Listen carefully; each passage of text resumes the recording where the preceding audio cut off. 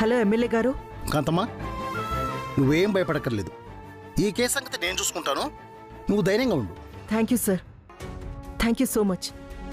మీ మేలు ఎప్పటికీ మర్చిపోను. పర్వాలేదులేమ్మా, నేను డాక్టర్ గారితో కూడా మాట్లాడతాను.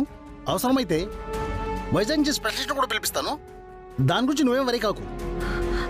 అలాగే సార్. Thank you. సరే నువ్వు ధైర్యంగా ఉండు.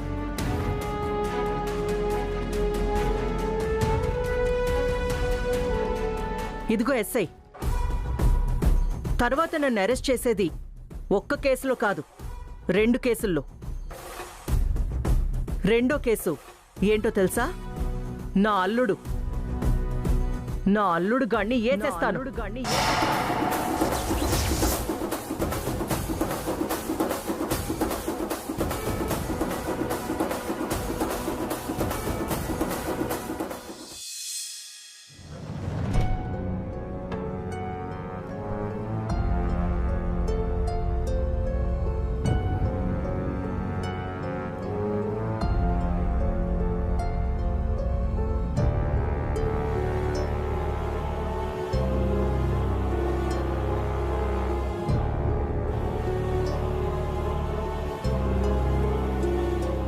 భగవంతుడి దయ వల్ల ఆపరేషన్ సక్సెస్ అయిందమ్మా.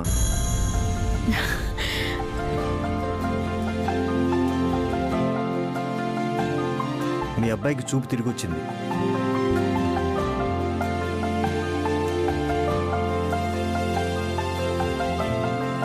చాలా సంతోషం డాక్టర్ గారు. మీ మాటలు వినగానే గుండెల్లో బాధ అంతా దిగిపోయిందండి.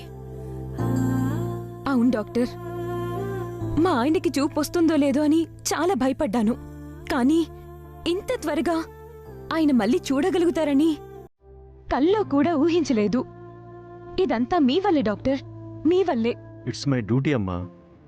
ఓ 10 days తర్వాత కళ్ళుకున్న కట్లు ఓపెన్ చేస్తావు. అప్పటిదాకా నేను ఇచ్చిన మెడిసిన్స్ కంటిన్యూ చేస్తూ ఉండండి. అలాగే డాక్టర్.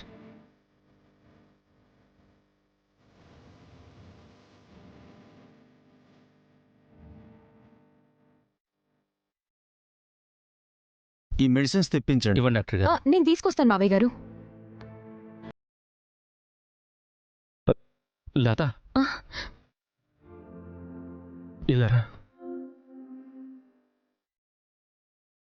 ఏంటి వర్మ? నా కట్టు తీసి మొట్టమొదటిసారి నేను కళ్ళు తెరిచే సమయానికి నువ్వే నా ఎదురుగా నిలబడాలి.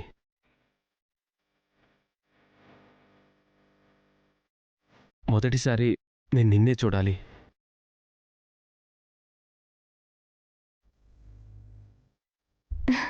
అలాగే, నేను వెళ్ళి మందులు తీసుకొస్తాను. వస్తాను మావయ్య.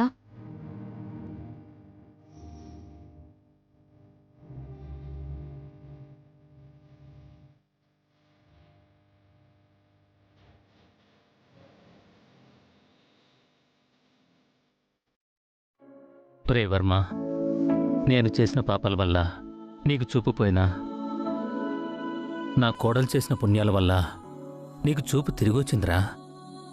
ఈ క్రెడిట్ అంతా లతదే. అవును నాన్నగారు, తను చేసిన పుణ్యం, తను నాపై చూపించే ప్రేమే ఈరోజు నా కళ్ళు రావడానికి కారణమైంది నాన్నగారు. కళ్ళొచ్చాక కొత్త ప్రపంచాన్ని చూస్తాను. అలాగే కొత్త వర్మగా బ్రతుకుతాను.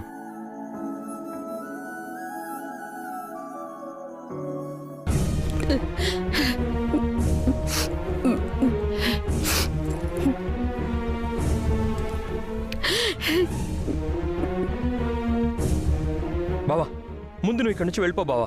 ఎందుకు? మా అమ్మ అసలే నీ మీద కోపంతో రగిలిపోతుంది. పొరపాటున అక్కకి ఏమైనా జరిగిందంటే నీ ప్రాణాలు తీసేస్తుంది. అది మాకు ఇష్టం లేదు బావా. వెళ్ళిపో బావా. ఆవిడ సంపుతా ఉంటే సోతా ఉంటాం మరి. నోర్మయ్యరా, ఆయన నీ మంచిగా చెప్తున్నారు, అది కూడా అర్థం చేసుకోవా? అవును బావా, వెళ్ళిపో బావా. నా మాట విను బావా. కడుపు కొత్తతో రగిలిపోతున్నా కాంతమత్త కాలు దువ్వింది అనుకో, ఆవిడ్ని ఆపటం ఎవరి తరం కాదు. పరిస్థితి అంత దూరం రాకముందే నువ్వు ఇక్కడి నుంచి వెళ్ళిపో. అదే నీకు మంచిది. వెళ్ళు. వెళ్ళిపో బావా.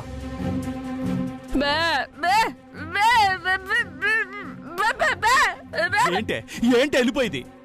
పెళ్ళం సాగు బతుకుల్లో ఉంటే కనీసం ఒక గంట కూడా ఎదురు చూడకుండా వెళ్ళిపోయాడని జనం నా మొహం మీద ఉమ్మేస్తారే.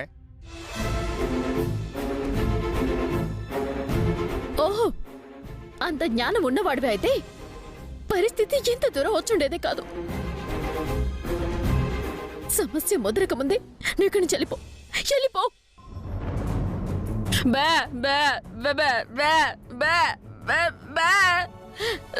సరే, మీరంతా పొమ్మన్నాక నేను మాత్రం ఉంటానండి.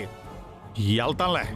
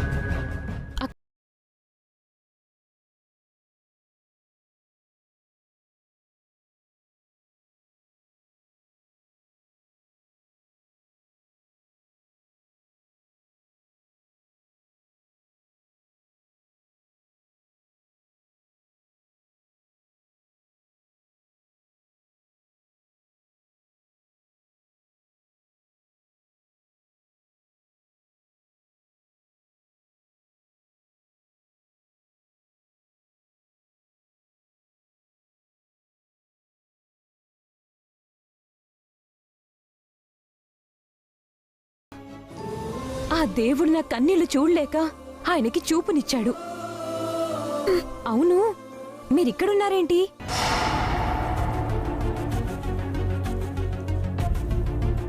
ఏంటి చెప్పమంటావు చెల్లి? మన నీలాంబరొదిన ఆ నీలాంబరొదినా? మన నీలాంబరొదిన ఆత్మహత్య చేసుకుంది.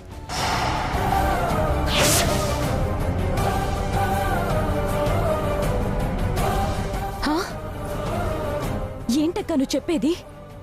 మన నీలాంబరి వదిన ఆత్మహత్య చేసుకుందా? అవును, ఆత్మహత్య చేసుకుంది. ఆత్మహత్య చేసుకుంది కానీ ఇంకా చనిపోలేదు. ప్రాణాలతో పోరాడుతుంది. అలాగా? మరైతే ఇంకేదైనా పెద్ద హాస్పిటల్కి తీసుకువెళ్ళడమో లేదంటే పెద్ద డాక్టర్ దగ్గరికి తీసుకెళ్లడమో చేయొచ్చుగా. ఎవరినో పెద్ద డాక్టర్ని పిలిపిస్తున్నారంట. వాళ్ళొచ్చి వదిన్ని పరీక్షించేదాకా ఏసీ చెప్పలేమో అన్నారు. దాదాపుగా చచ్చిపోయినట్టే అంటున్నారు.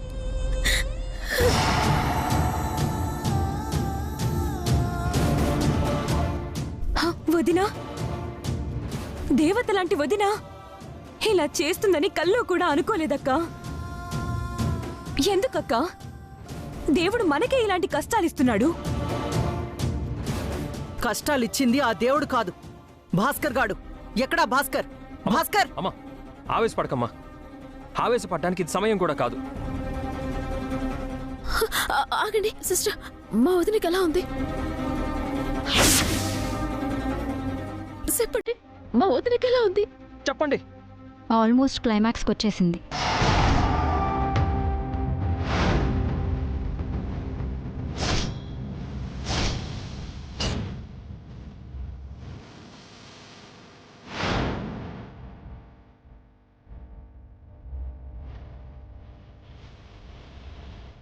నీలు, భగవంతుడా, ఎంత పని చేశావయ్యా! నా కూతుర్ని నాకు దూరం చేశావు కదయ్యా. అమ్మా ఊరుకోమ్మా. విన్నావు కదరా, సిస్టర్ ఏం చెప్పిందో విన్నావు కదరా. దాదాపుగా దాని చావుని ఖాయం చేసేసిందిరా. దాని మీద ఆశల్ని వదులుకోమని చెప్పిందిరా.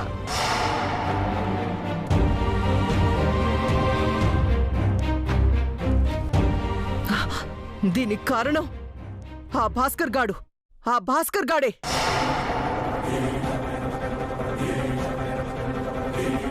నా కూతురు శవంగా మారేలోపు వాణ్ణి ఏసేసి శవంగా మార్చేస్తాను.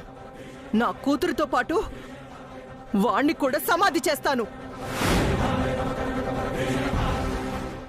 అమ్మా అమ్మా అమ్మా అమ్మా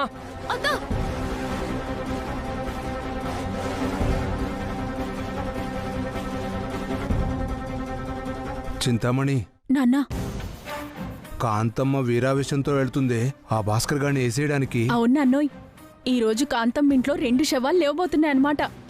నోరు ముయ్యవే. మనం చూడాల్సింది శవాల్ని కాదు, డబ్బుల్ని. డబ్బేంటి నాన్నా? ఏటా ఈ కాంతమ్మ ఎలాగూ భాస్కర్ గారిని వేసేయడానికి వెళ్తుంది కాబట్టి దాన్ని మనం అడ్డం పెట్టుకుని దానికంటే ముందుగా భాస్కర్ గారిని కలిసి ఆడిని బెదిరించేసి బ్లాక్మెయిల్ చేశామనుకో, కాంతమ్మ నీలంబరకిచ్చిన ఆస్తిలో కొంత మనం కొట్టేయచ్చు కదా. అవును నాన్నోయ్, ఐడియా బాగుంది. బేగా వెళ్దాం పద. పద పద పద పద పద పద పద పద.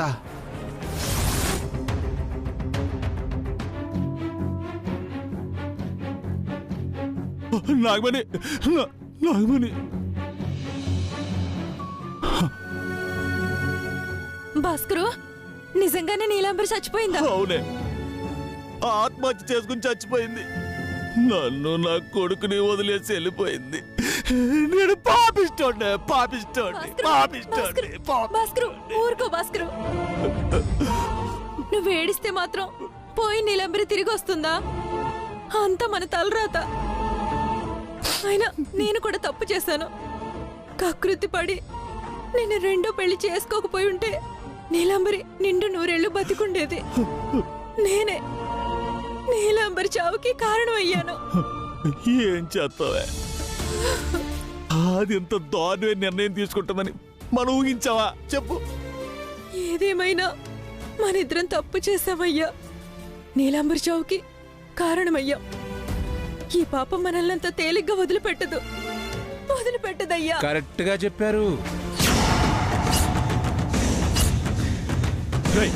మీకు సిగ్గు లేకుండా మళ్ళీ నా ఇంటికి ఎందుకు వచ్చారా? చెప్తే షాకింగ్ అయిపోతావు భాస్కర్.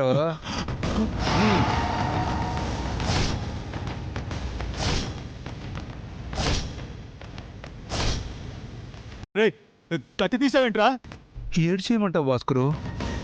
నువ్వు నాగమణి కలిసి నీలంబర్ని చంపేశారు కదా. ఏం మాట్లాడుతున్నావు? నీలంబర్ని మేము చంపడం ఏంటి? మతికని పోయిందండి.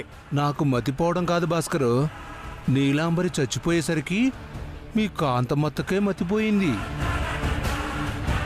అందుకే తన కూతురి చావుకి కారణమైన మీ ఇద్దరిని వేసేమని మా ఇద్దరిని పంపించింది.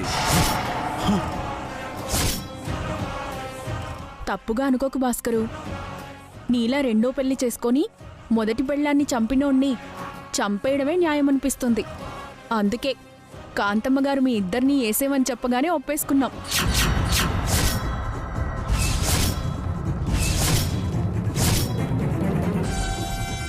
కాంతమ్మ గారు మమ్మల్ని చంపేయమన్నారా? మిమ్మల్నేటి మీ పిల్లల్ని కూడా వేసేయమన్నారు. ఇంట్లో ఒక్కళ్ళు కూడా మిగలటానికి వీల్లేదు. వేసేద్దాం రాయే. ఒరే పాపిష్టోళ్ళారా, డబ్బు కకృతి పడి చంపేస్తారట్రా? అవునే, ముందు నీ పిల్లల్ని వేసేస్తా. నీ కాళ్ళు పట్టుకుంటా. నా పిల్లల్ని ఏం చేయొద్దు, నా పిల్లల్ని ఏం చేయొద్దు. నేనేడ్చిపోయాను భాస్కరు. ఆ కాంతం ఊరుకుంటుందా ఏంటి? ఇంకా సేపట్లో నీ ఇంటికి వస్తుంది. నీ 2వ పెళ్ళాన్ని, దానికి పుట్టినోడిని కసమని వేసేస్తుంది. అప్పుడు నీ 2వ పెళ్ళాం ఎక్కెక్కి ఆడవాలి. ఆపడానికి దిక్కెవ్వరూ ఉండరు. ఈడితో మాట్లాంటి నాన్న. ముందు వీళ్ళనేసేద్దాం, ఆ తర్వాత ఈ పిల్లల్నేసేద్దాం.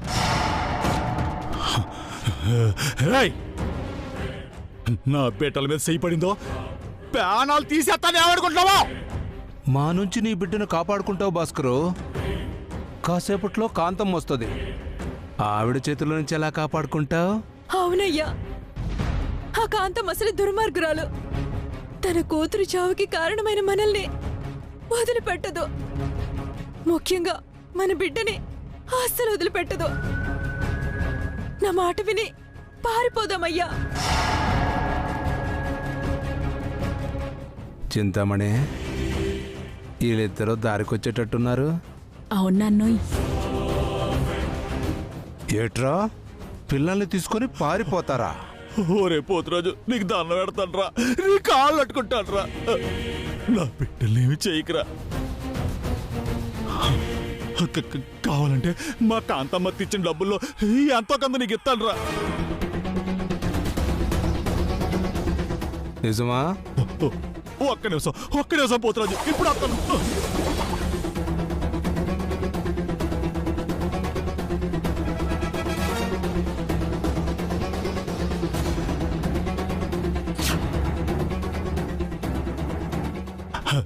ఈ పోతురాజు, ఈ డబ్బులు తీసుకెళ్ళి మమ్మల్ని వదిలే, నీకు దండం పెడతాను.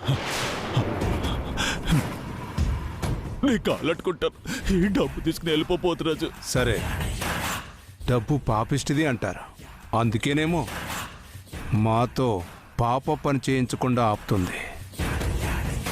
చింతామణి, ఏడ్చేద్దాం? డబ్బులు తీసుకొని వీళ్ళు నొగ్గేద్దామా? లేదంటే కాంతమ్మ మాట ప్రకారం వీళ్ళని వేసేద్దామంటావా?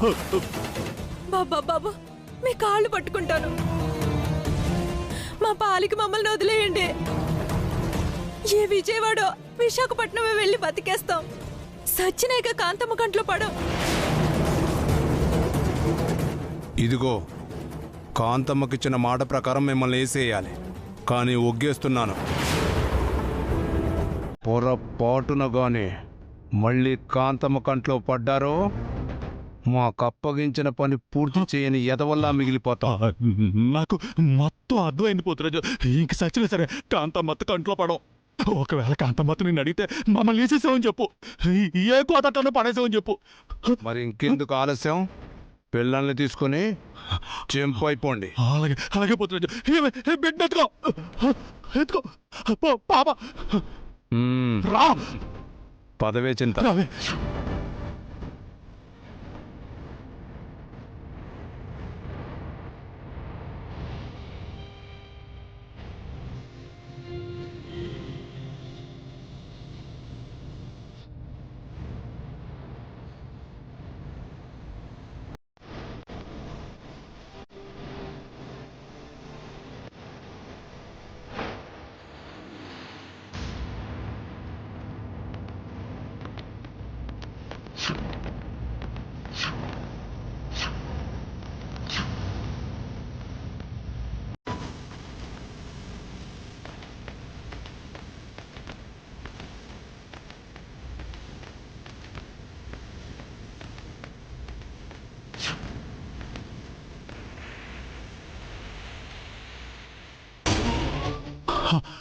లేదు లేదమ్మా, రా పదవే.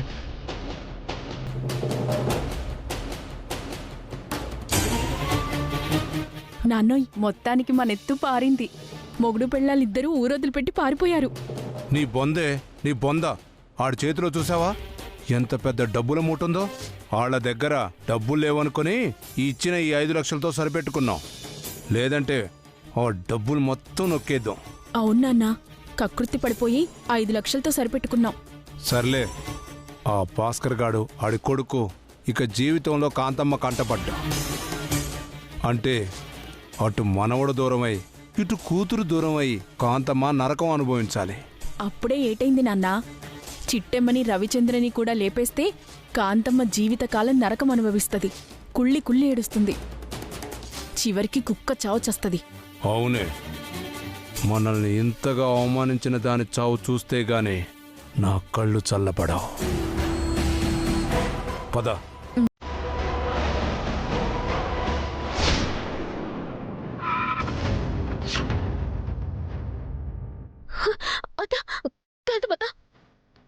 దయచేసి ఆవేశపడొద్దత్త, ఎందుకంటే నాకు తెలుసే అన్నయ్య ఏ నేరం చేస్తున్నాడు. ఈ మాట ఎన్నిసార్లు చెప్తావు చిట్టమ్మా? మీ అన్నే గనక రెండో పెళ్లి చేసుకుని ఉండకపోతే నా కూతురు ఈరోజు ఆత్మహత్య చేసుకుని ఉండేదా? అమ్మా, ఇక్కడ నువ్వు ఇంకో విషయం మర్చిపోతున్నావు. అక్క చనిపోతూ చనిపోతూ నీ పేరే రాసి మరి చనిపోయిందమ్మా.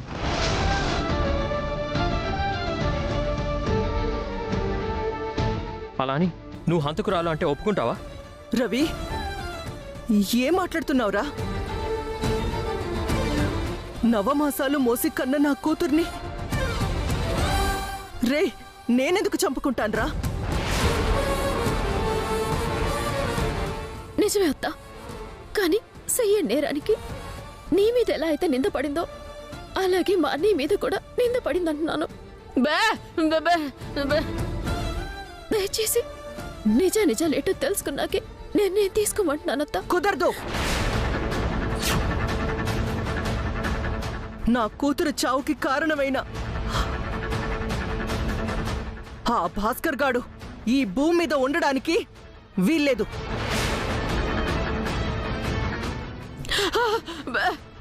నువ్వు కాదు కదా, ఆ హరిహరాదులే వచ్చినా మీ అన్నని కాపాడలేరు.